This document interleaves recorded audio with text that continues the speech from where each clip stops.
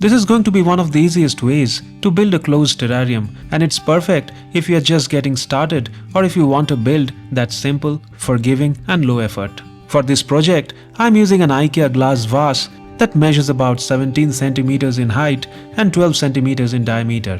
It's a clean minimal container that works really well for small tabletop terrariums. Since this entire build will involve only aquatic plant species, I won't be adding a traditional drainage layer. In most closed terrariums, a drainage layer helps prevent excess water from sitting around plant roots, but in this case, it's simply not needed.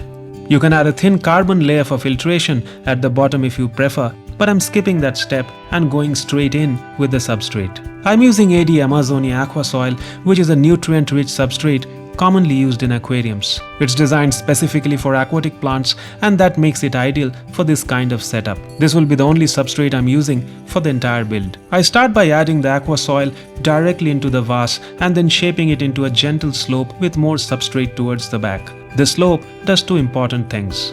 Visually, it creates depth and makes the terrarium look larger. Functionally, it provides extra rooting space for plants that will be placed in the background. Once the substrate is in place, I move on to the hardscape. Hardscape is an optional step, but if you're aiming for a more natural landscaped look, it makes a big difference. For this build, I'm using a few small Frodo stones from my collection. I'm not following a strict layout or pattern here. Instead, I place the stones in a loose random arrangement, trying to replicate how rocks might naturally settle in the wild. I focus on creating small nooks, gaps and corners between the stones. These little spaces add visual interest and also make planting much easier later on.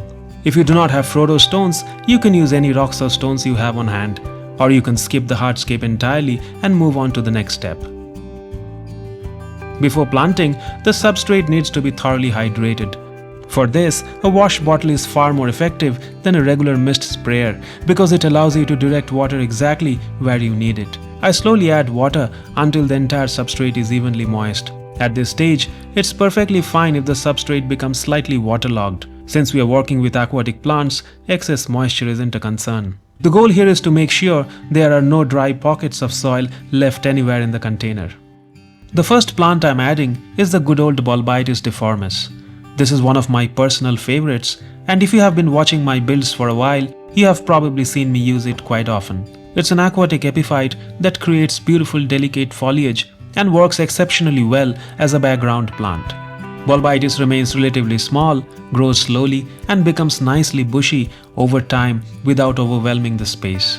Because it's an epiphyte, it doesn't need to be planted deep into the substrate. I gently position it towards the back, allowing the roots to make light contact with the soil so it can anchor itself naturally. Next, I move on to Staurogyne repens, which is an aquarium stem plant that grows very well in its emersed form. This makes it a great choice for closed terrariums like this one. These plants are often sold as tissue cultures grown in a gel-based medium. Before planting, it's important to thoroughly wash off all the gel, as leaving it on can cause problems later.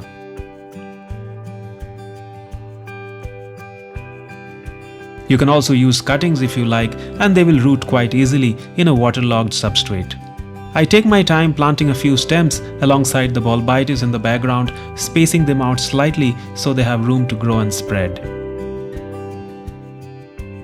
For the midground, I place an Anubias nana Petite between the stones. This is another popular aquatic epiphyte, and one of its biggest advantages is that it doesn't need to be buried in the soil. I simply place it gently on the substrate and tuck it in between the rocks so it stays in position. I also added 2 small Bolbitis ferns to fill up more of the background. Next, I add a Bucephalandra pygmy, which is another stunning aquatic epiphyte that does exceptionally well in closed terrarium conditions. After washing off the gel and separating the clumps, I plant a few of them in the midground. I really enjoy how their darker, richer tones contrast with the lighter green of the Anubias and the softer textures behind them.